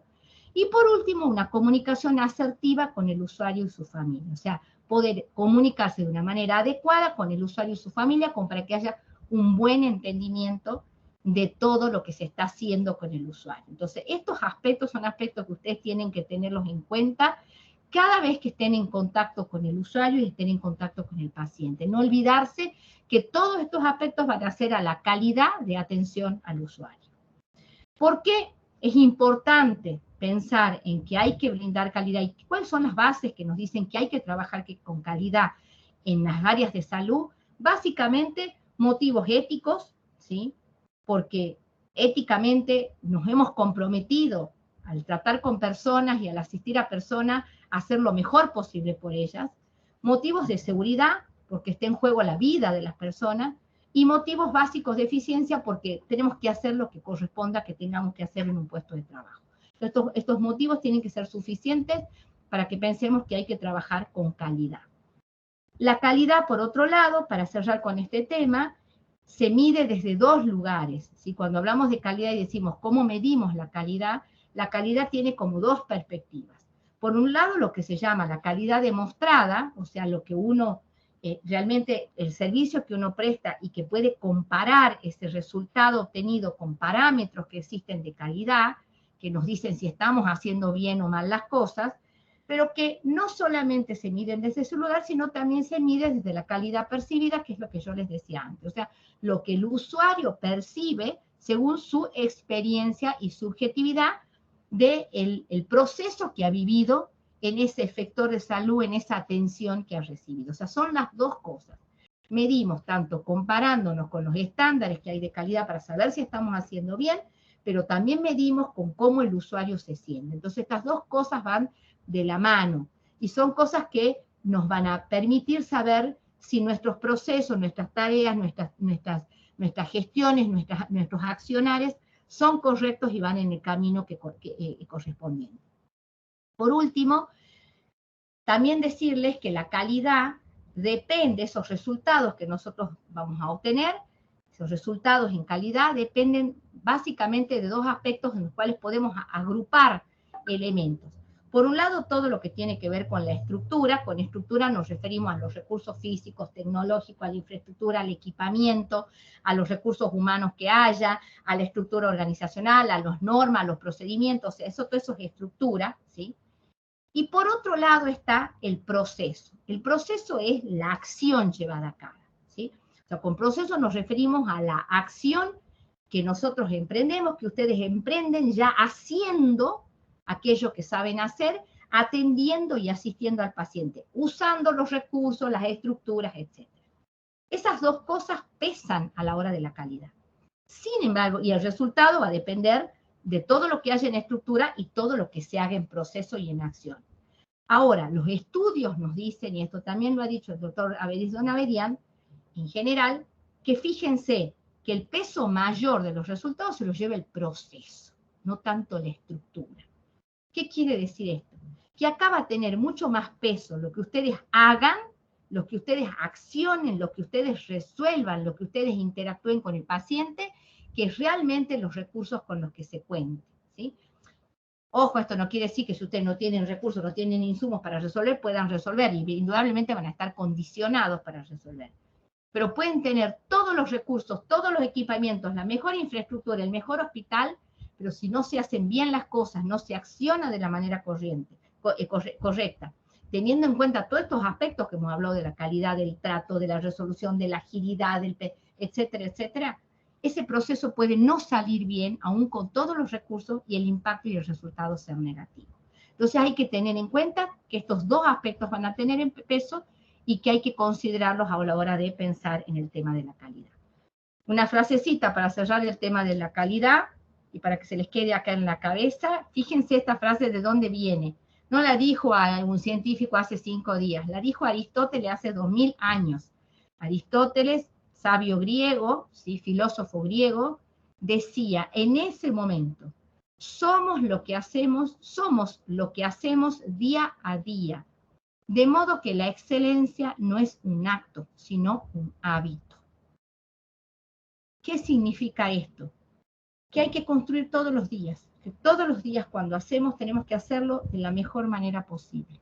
Y con excelencia, poniéndole todo, el saber, el conocimiento, la actitud, las ganas, el compromiso, ¿sí? La voluntad, que no me cabe duda que ustedes lo tienen, porque además son recién recibidos, deben tener todas las expectativas, tienen un mundo por delante, tienen un mundo de experiencias por vivir, así que tienen todos los elementos para ponerlos en juego. Pero esto hay que hacerlo todos los días, para que se convierta en un hábito. Y no sea algo excepcional, que hoy hice algo y mañana ya no lo hice. Entonces, esa es la idea de traer esta frase. ¿Cómo vamos a pensar entonces en qué pilares vamos a sostener la calidad de atención al usuario? ¿Cuáles son los pilares que nos van a permitir sostener la calidad de atención al usuario? Por un lado, el expertise. El expertise es el conocimiento técnico que ustedes tienen, que obviamente hoy lo traen en saber. A medida que vayan trabajando, van a ir poniendo en juego, van a ir desarrollando habilidades, van a ir adquiriendo destrezas, lo van a ir haciendo con mucha más fluidez, con mayor manejo, con mayor seguridad, ¿sí? Pero eso no alcanza. Tiene que estar acompañado de solidaridad con el paciente, porque estamos ahí para atenderlo, de empatía, para ponernos en el lugar del paciente y entender lo que le pasa, de un muy buen manejo comunicacional, una comunicación asertiva para ser eficaz en la interacción con el usuario, y acompañado de una importante cuota de contención emocional. Porque esa persona que viene a buscarnos, a buscar un servicio de parte nuestra, es una persona que viene enferma, que viene en una situación de labilidad, de desequilibrio, ¿sí? Que necesita de nosotros y está poniendo su expectativa, su confianza en que nosotros vamos a ayudarlo en aquello que tiene. Entonces acá la contención emocional es importante, no la podemos dejar de lado. Hablando de eso, entonces, de la contención emocional, voy a pasar a contarles rápidamente cuál es el perfil del usuario nuestro de salud. Primero, entender que la persona que viene a atenderse con nosotros es una persona en situación de enfermedad. Es una persona en la cual confluyen aspectos biológicos, psicofísicos, sociales y emocionales que la alteran, ¿sí? Que la ponen en situación de limitación. Es una persona que está limitada, ¿sí? Y esa limitación va a ser muy variada dependiendo de cuál sea la enfermedad y cuál sea la patología. Aparte de eso, esa persona viene, por decirlo de alguna manera, en una situación de crisis. ¿A qué le llamamos crisis? A un estado temporal de trastorno y desorganización. O sea, la persona no viene en estado de equilibrio. Nadie que esté enferma va en estado de equilibrio. La persona que está enferma va en estado de desestructuración, de desequilibrio, desordenada, con falta de racionalización, con dificultad para pensar y para entender las situaciones, ¿sí? Y con dificultad para accionar, para resolver su problema. Y si va a consultar es porque ya no puede manejar su situación. Esto es importante que lo entendamos, ¿sí? O sea, si va a ser atendido es porque él solo ya no puede manejar, se está poniendo en nuestras manos. Entonces hay que entender que viene en ese contexto, no es una persona que viene en condiciones normales, viene en condiciones anormales, entre comillas, por fuera de la norma del equilibrio en el cual debería estar, ¿sí? Y si a su vez se trata de la situación referida a un familiar y especialmente a un niño, o sea, padres que vienen con un niño, mayor será la presencia de desesperación y angustia porque se lo considera más vulnerable al sujeto. O sea, ahí tenemos que tener en cuenta que a lo mejor ese niño viene con su enfermedad, pero hay padres detrás que tienen una cuota de angustia, de desesperación, de ansiedad, de miedo, que va a acompañar a este niño y que, bueno, nosotros vamos a tener que lidiar con eso, ¿sí? Podemos decir que la persona viene en situación de emergencia porque hay un emergente que lo está haciendo ir a buscar resolución en salud, ¿sí? Ahora bien, para entender cómo actuar, lo importante es que nosotros entendamos que esa persona que viene en esas condiciones tiene derecho a ser escuchada, a ser atendida, a ser entendida y a buscar solución a su problema, ¿sí? Para eso nosotros lo primero que tenemos que hacer es tratar de que esa persona tenga un cierto equilibrio racional para entender qué es lo que le pasa, para que nosotros podamos explicarle, para que pueda hacerse entender y para que nosotros podamos explicar qué es lo que vamos a hacer con esa persona, ¿sí? Y por otro lado, también respetar y velar por los derechos que esa persona tiene y cómo se va a comportar. Es fundamental transmitir la información completa en términos comprensibles y accesibles para que la persona entienda qué es lo que se va a hacer con ella y sobre todo cuando tiene que tomar una decisión, ¿sí? Estos son aspectos que tenemos que tenerlo en cuenta. Ahora bien, dentro de este grupo poblacional que viene en estas condiciones, siempre van a venir bajo esta condición de demanda porque están en estado de enfermedad, de desequilibrio, de desorganización, siempre va a ser el caso. Hay grupos en particular que son como más vulnerables y que son grupos que nos va a tocar tratarlos de una manera diferencial. ¿A qué llamamos población vulnerable? A las personas que por distintas diferencias socioculturales, económicas o biológicas están en desigualdad de condiciones que el resto de las personas, inclusive en situación de enfermedad. ¿Cuáles son los grupos de poblaciones vulnerables que nosotros identificamos? Niños, embarazadas, adultos mayores y lo que llamamos el colectivo trans. Esto no significa que el resto de la población no deba ser atendida ni considerada también para nada, todos en igualdad, pero en estos casos hay algunas consideraciones particulares porque se complejizan las situaciones. Básicamente con los niños y adolescentes estamos hablando de una etapa de una altísima vulnerabilidad, ¿sí? Además de ser de una etapa de alta vulnerabilidad, es una etapa de dependencia. No son autónomos ni independientes, son dependientes de sus padres, ¿sí? En estos casos hay que tener en cuenta, en el caso del niño, el trato con respeto y con cariño, la paciencia, brindar seguridad y tranquilidad, acompañar a los padres, ¿sí? Contener a los padres y brindarles la información para que estén tranquilos y seguros, hablar con ellos, comentar qué es lo que vamos a hacer, ¿sí? Hablarles con empatía, transmitir la información de manera sencilla. O sea, acá tenemos que ser aliados de los padres para poder resolver la situación del niño. Y en el caso de los adolescentes, es una situación muy particular. Como ustedes saben, el grupo adolescente es un grupo muy difícil, en general no consulta al sistema de salud. Por lo tanto, nosotros tenemos ahí algo fundamental, que es lo que se llama no dejar oportunidades perdidas. Cada vez que un adolescente aparece, tiene que ser una oportunidad ganada. Hay que captarlo a ese adolescente, hacerlo entrar en el sistema de salud para ver que podamos cubrir la mayor parte de sus necesidades, porque en general el adolescente no consulta, ¿sí? Con el adolescente hay que ser cuidadosos, hay que crearles espacios y lazos de confianza para que puedan expresarse, ¿sí? Tratar de mantenerlos en sistema y generarle adherencia a las distintas consultas y tratamientos. Tratar de no ser expulsivos.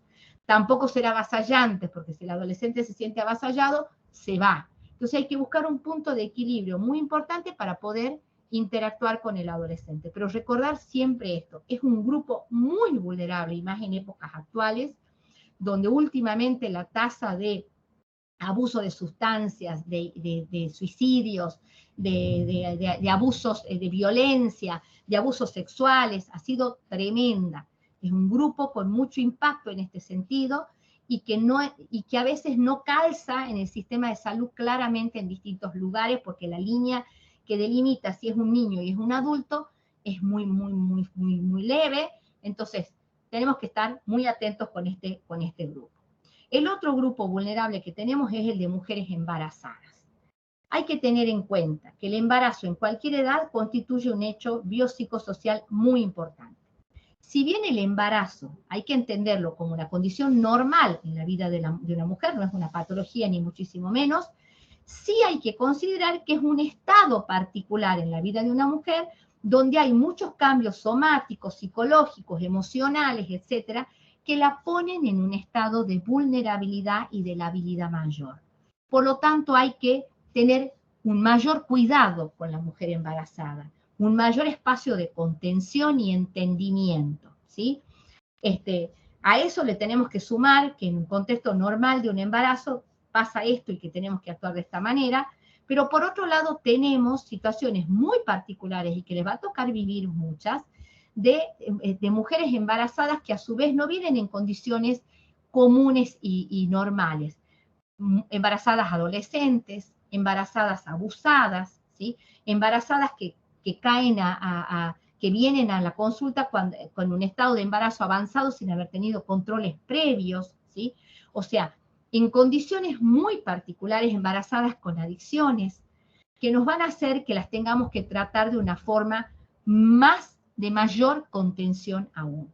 De ninguna manera discriminadora, ni expulsiva, ni crítica, ni juzgadora. Al contrario, con una mayor contención para tratar de que esa mujer pueda cursar y terminar su embarazo de una forma adecuada y como corresponda. Y si no fuera esa la circunstancia del término de su embarazo, manejar las distintas circunstancias que pudieran llegar a presentarse. Entonces, entender que es una etapa delicada y que hay que estar muy alerta y trabajar de una manera muy especial, buscar ayuda, obviamente cuando uno no se sienta preparado para poder resolverlo. En todos estos casos estamos hablando siempre de esto, pero son situaciones que les va a tocar pasar. El otro grupo vulnerable es los de los adultos mayores. Los adultos mayores, si bien, como decíamos, no es el mayor volumen de la población que consulta, sí es una población que está presente. Y hay que entender que el adulto mayor es en equiparación como un niño en el sentido de que también es muy vulnerable. Es una persona también mayormente dependiente, que ha sufrido un deterioro paulatino de los distintos aspectos de su organismo, puede ser un deterioro físico, puede ser un deterioro cognitivo y emocional, puede estar en un estado de dependencia, e inclusive con comportamientos no plenamente controlados. ¿Por qué decimos no plenamente controlados? Porque no siempre puede manejar sus emociones, ni manejar su discurso, ni su entendimiento.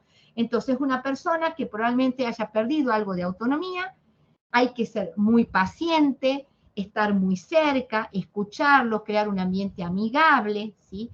Hacerse entender para que la persona, porque puede ser que no escuche, tener mucha tolerancia ante la demora, ante la insistencia, la falta de entendimiento, mucha consideración para poder actuar de una manera adecuada con esta persona. Estos son los grupos con los cuales hay que tener cuidados especiales. Y por último, el grupo del colectivo trans.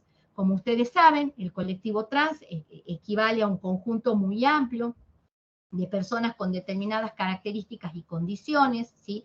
Que tienen, entran dentro de un espectro de sexualidades diversas, entre las cuales por ahí la que a nosotros más nos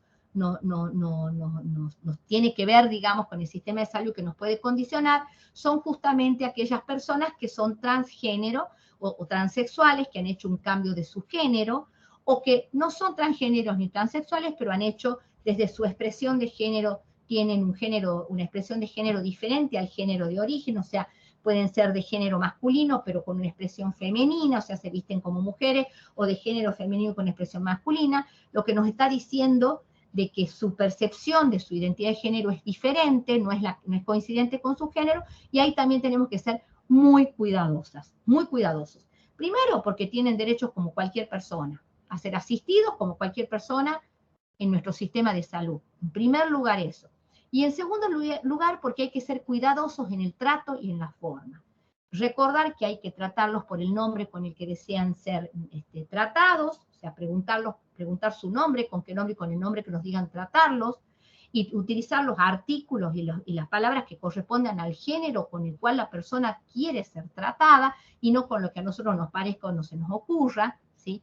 Hacer un registro adecuado en la historia clínica. Si tiene cambio documental, no hay nada que hablar. Si no tiene cambio documental, ponemos los datos de la persona y aclaramos el alias, ¿sí? Pero respetar fundamentalmente a la persona en sus condiciones y en lo que pide. ¿Cuáles son las recomendaciones generales en el trato? Para todos estos grupos vulnerables y para todas las situaciones que se nos puedan presentar, primero, detectar si hay una necesidad de urgencia o si la persona puede esperar, que ya vamos a ver mañana, van a ver el tema de triage, ¿sí? Segundo, actuar de una manera de la cual quede claro a la persona que estamos prestándole atención, que estamos concentrados en ayudarlo. Tercero, usar frases que puedan generar empatía y entendimiento, desde pedir una disculpa hasta decir entendemos cómo se siente, lo estamos escuchando, cuéntenos lo que nos pasa. Ofrecer información exacta y oportuna, o sea, saber decir lo que hay que decir en el momento correcto. Compartir información si es precisa y si corresponde, si no, por ahí a veces no darla si no es correspondiente. Demostrar a través del comportamiento que esa persona nos importa y ser respetuosos, ¿sí? Y en relación al contacto físico, tratar de no tener contacto físico, salvo que fuera necesario, que la persona estuviera desbordada y puedo requerir un contacto en el brazo para tranquilizarla, etc. Entonces, y respetar las condiciones de la persona, de acuerdo como lo que decía yo del colectivo trans, de respetar el nombre por el cual la persona desea ser llamada, ¿sí? Por último, ¿qué situaciones se nos pueden presentar aparte de tratar con estos grupos vulnerables, ¿sí? Pensar que vamos a tener situaciones en las cuales vamos a tener pacientes difíciles. ¿A qué le vamos a llamar el paciente difícil? Paciente difícil le vamos a llamar a una persona que no tiene tal o cual característica, ¿sí? Sino que no importa cuál sea la característica que tenga, a nosotros, por algún motivo, nos puede causar sensaciones displacenteras. O sea, a nosotros nos genera un displacer, ¿sí? Nos provoca algo que nos hace sentirnos mal. Nos hace que perdamos el control, que sentamos que perdemos la autoridad, que menoscaba nuestra autoestima, que nos provoca rechazo, que nos da miedo, que nos genera resentimiento, que nos angustia, que nos provoca enojo, frustración, aburrimiento, rechazo, etc.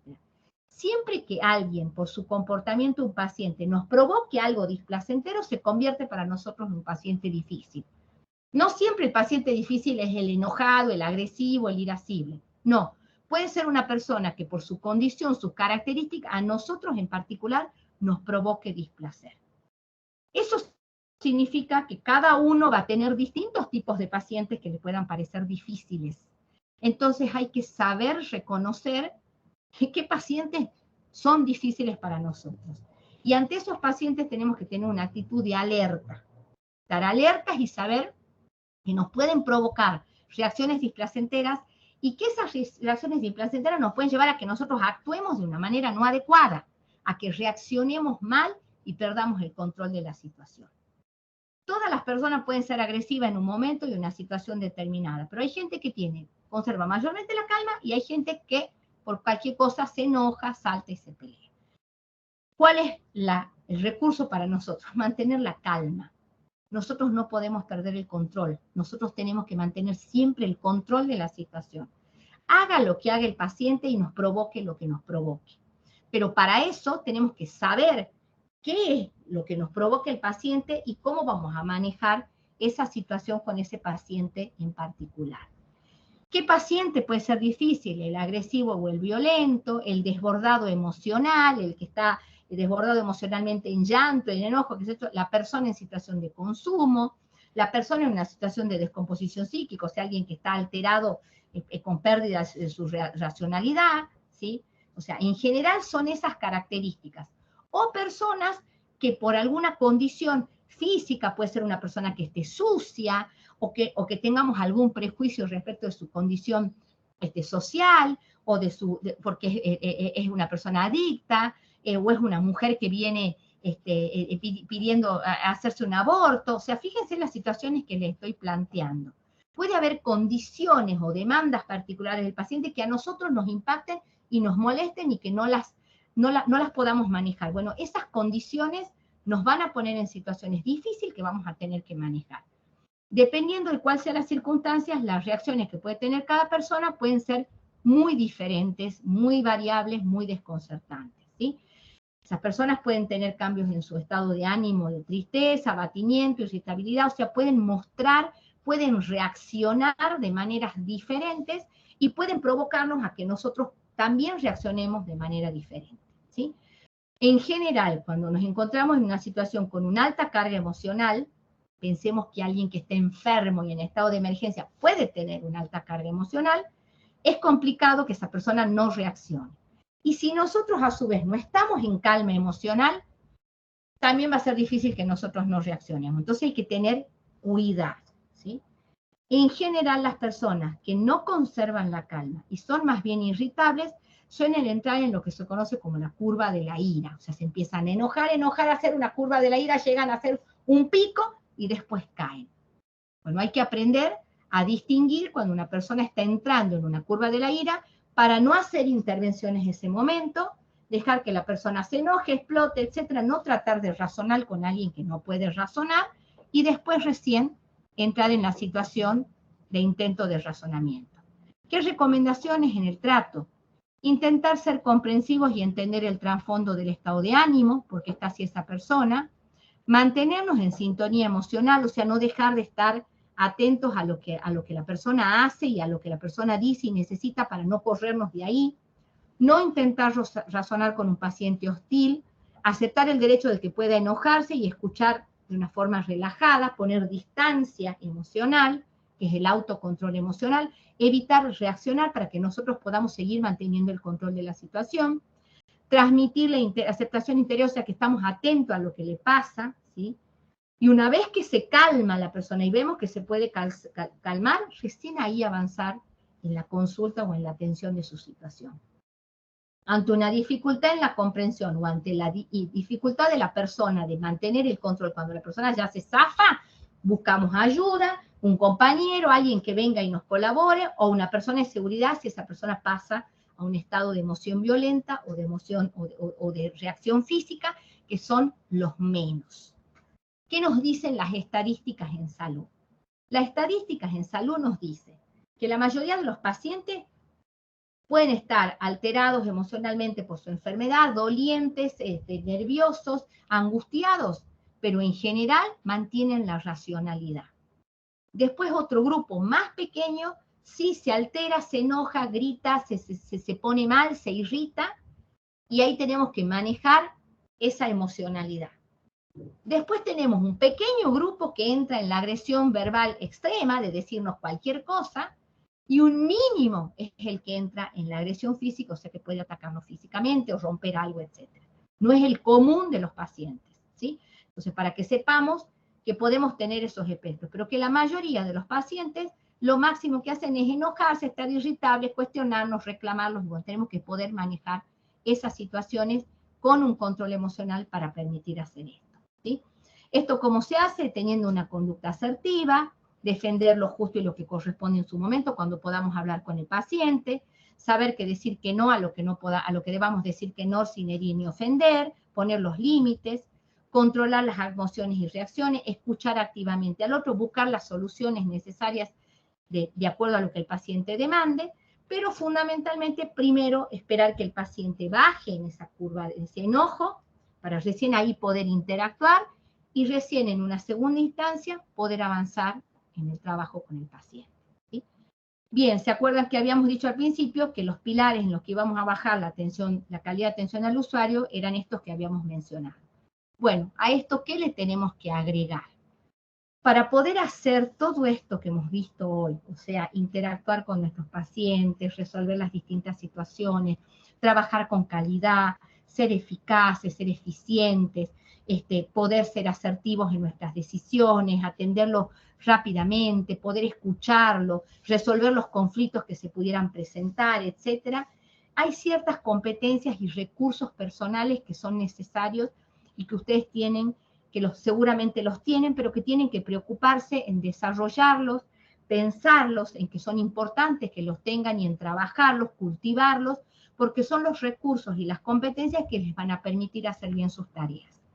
Por un lado, claramente las competencias técnicas, que es el saber que ustedes tienen que van a poner en juego.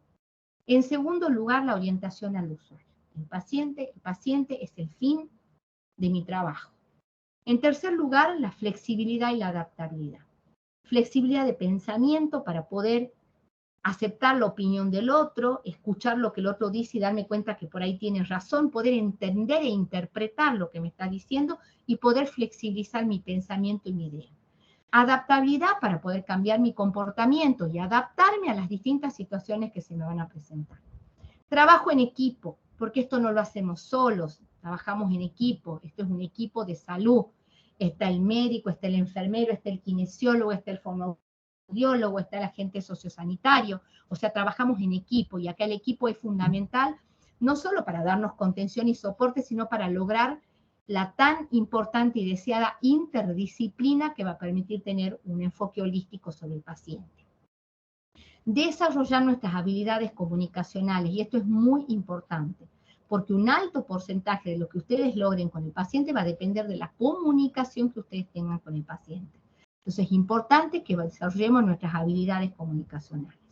La tendencia a la mejora continua, para estar cada vez aprendiendo más, mejorando nuestra tarea, mejorando nuestros procesos, preocupándonos por siempre mejorar y tener resultados más óptimos en nuestro trabajo cotidiano y en el trabajo que emprendamos.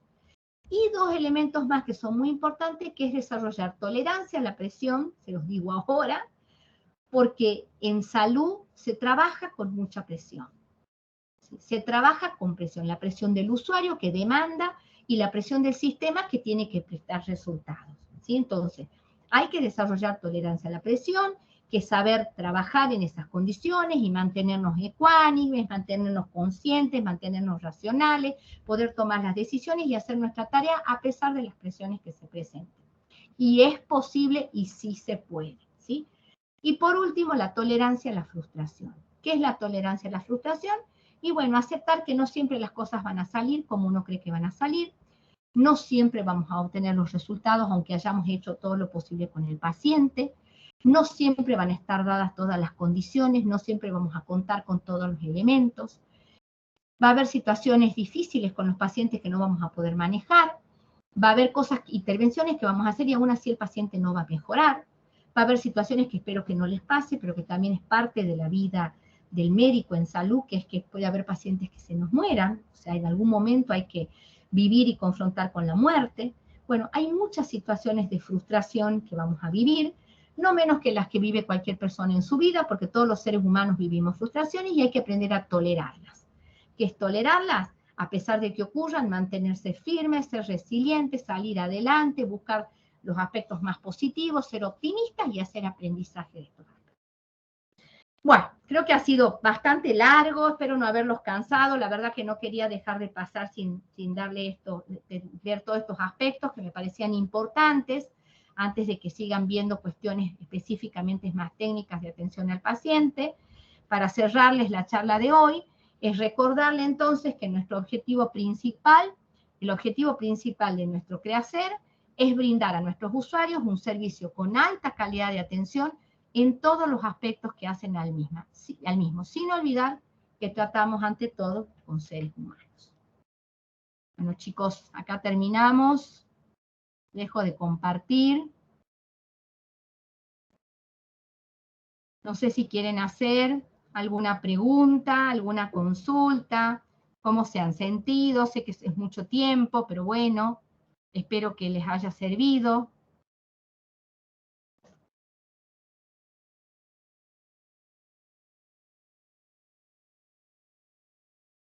¿Algún comentario?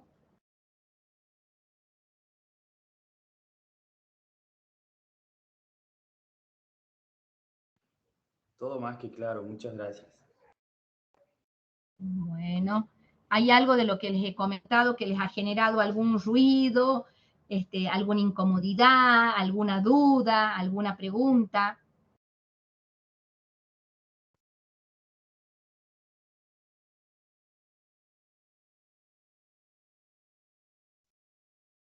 No, muy claro todo. Bueno, están muy calladitos. Bueno, buenas noches. Está la Si doctora me Brito. permite, Sí, por favor, doctora. yo creo que estos elementos que hoy para ustedes son un conjunto, digamos, de posicionamientos, conceptos, lo van a ir incorporando en la medida que ustedes lleven adelante su práctica médica.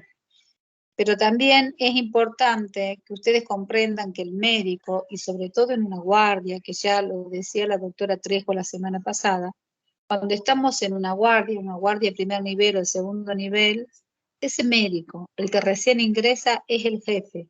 ¿Qué quiere decir que es el jefe? Que es quien direcciona la manera en que se va a comportar ese equipo al abordar un paciente. Entonces, entre las competencias que deben tener, no solamente están nuestras habilidades y nuestras competencias específicas médicas, que son las que hemos ido adquiriendo en estos años, sino todas estas otras competencias que la licenciada Sánchez también desarrolló, que son cruciales, que nos acercan más al éxito, digamos, en relación al paciente, de una situación bajo presión que nosotros vivimos, sin lugar a dudas. Y no es menor cuando nosotros hacemos reuniones o hablamos con la comunidad tiene queja y la recibimos. Hubo un médico que dijo, la doctora Grepe pretende que nosotros le pongamos una alfombra roja a estos. No, no pretendo que le pongamos una alfombra roja, sino terminar con lo que comenzó esta capacitación. Somos almas que atendemos almas y no perdernos, digamos, en esta concepción. ¿Por qué? Porque podemos tener formas de pensar muy orientadas, muy específicas, que nos llevan a tomar conductas sociales definidas, conductas políticas definidas, conductas sobre aspectos definidos, por ejemplo, sobre el aborto, sobre lo trans, sobre las adicciones. Y tenemos que recordar que antes que nada somos médicos, somos seres humanos y somos científicos, que debemos abordar al paciente desde el alma, no dejando la ciencia para nada, pero sí el prejuicio, el juicio previo que muchas veces nuestras opiniones nos puedan llevar a desarrollar conducta con ese paciente que nos bloquea o que nos dificulta y que no nos permite resolver. Eso para mí creo que es fundamental y quizá una de las cosas que más he podido incorporar a lo largo de mi práctica profesional, y he visto cómo el clima laboral y las condiciones de trabajo tienen que ver con esto. Entonces se trata simplemente de poder desarrollar la mejor relación médico-paciente posible. Digo posible, no perfecta. La que uno pueda y la que ese paciente nos permita y que el entorno también nos posibilite. Hoy el entorno está bastante presionador y sin embargo tenemos que poder llevar adelante en medio de una pandemia que ha agotado a la población y que también nos va agotando a nosotros. Bueno, continuaremos luego con la capacitación. Muchas gracias por haber participado. Muchas gracias, doctora, muy amable, muchas gracias por sus apreciaciones absolutamente, como siempre, muy asertivas. Bueno, chicos, terminamos acá la capacitación de hoy. Esto, como siempre, va a quedar grabado y subido al canal de YouTube, donde vamos a ir poniendo todas las actividades. Mañana continuamos con otra capacitación, vamos a ver el tema de triage y vamos a complementar después, justamente estamos viendo con la doctora Berepe el manejo de algunas situaciones también en guardia y sobre todo vinculados al paciente COVID. Así que bueno, nos esperamos mañana a las 20 y 30 horas y estamos en contacto. Doctora, usted quería preguntarles algo, si habían estado en las guardias, me había dicho que quería hacerle algunas preguntas a los chicos. No sé si... Sí, hoy estuve con algunos médicos que se habían incorporado a una guardia y le tocó, por ejemplo, tener que evaluar pacientes COVID positivos. Y la verdad que este profesional comentaba que él no había tenido una capacitación al respecto. Bueno, tuvimos que hacer una capacitación in situ y queríamos saber, o sea, quería saber en particular si habían tenido algunas dificultades o alrededor de qué habían tenido dificultades en su ingreso a la guardia, aquellos que ya lo hubieran hecho durante este fin de semana. Buenas noches, doctora. Sí. A mí me pasó en particular que estuve de guardia el sábado y el domingo en el hospital modular. Llegué, estaba diagramado, supuestamente estaba diagramado otro médico, me dijeron que no, que yo iba a ser el único médico que esté cubriendo la guardia. Yo había aclarado previamente que todavía no tengo la matrícula en trámite, o sea, me empezaron los trámites desde el Hospital Eva Perón recién el jueves, así que llegué, nadie me explicó ningún protocolo de lo que se estaban usando, nadie me explicó qué tenía que hacer en el caso de alguna derivación por algún paciente complicado, y a la tarde nos enteramos que estábamos sin oxígeno en el hospital desde el viernes.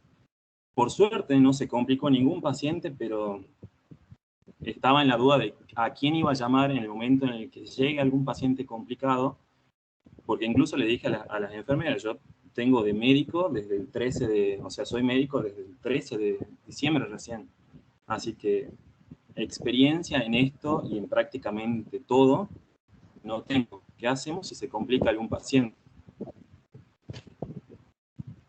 ¿Usted está en el modular de dónde? ¿De la banda? En el de Alderete, sí. En el de Alderete. Bueno, ya voy a hablar con la doctora Trejo, la directora de la operativa, y con la directora de la operativa, a ver cómo vamos haciendo un acompañamiento mientras a esta capacitación que se está desarrollando. La directora del área operativa del modular está de licencia. Vamos a hablar con la doctora que la está reemplazando, a ver si podemos hacer efectivo este acompañamiento que solicitamos. Tengan a bien, por favor, entender que estamos muy presionados en muchos sentidos y algunos directivos se han tomado en estos días, ¿sí? Aunque sea una semana, por ahí de licencia y han dejado estos huecos que tanta preocupación y angustia les genera, pero está bueno que usted lo diga porque lo vamos a transmitir, ¿sí? De todos modos, ustedes tienen alguna, ustedes tienen algunos teléfonos que se le ha dado. De todos modos, vamos a ver si le podemos dar también de algunos directores que puedan, digamos que están en actividad, que no están en licencia, que por allí puedan receptar algunas dudas, que sea a través de un WhatsApp, para que no se sientan que están solos y puedan consultar. Eso es lo que me parece que podemos hacer, ¿sí? Bien, doctora, muchas gracias. No, gracias a usted por proponer esta, digamos, hacer esta propuesta y plantear las dificultades, porque así es como podemos ir avanzando y resolver. Muchas gracias, doctora.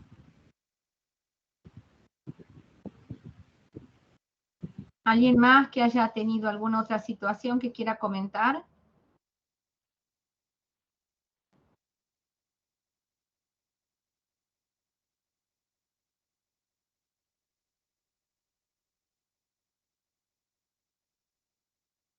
Bueno, si no tenemos más situaciones que alguien quiera plantear, damos por cerrada cada actividad, estamos en contacto, cualquier cuestión, inconveniente que tengan, por favor no duden en transmitirle. Si bien el grupo que tienen con nosotros del Departamento de Capacitaciones específicamente para capacitación, también puedo nosotros ponerlo ahí, nosotros lo vamos a derivar pertinentemente, ¿sí? Así que no hay ningún inconveniente. Les agradecemos mucho a todos, buenas noches, que descansen, nos vemos mañana. Buenas noches, gracias. Gracias, hasta luego. Buenas noches. Gracias.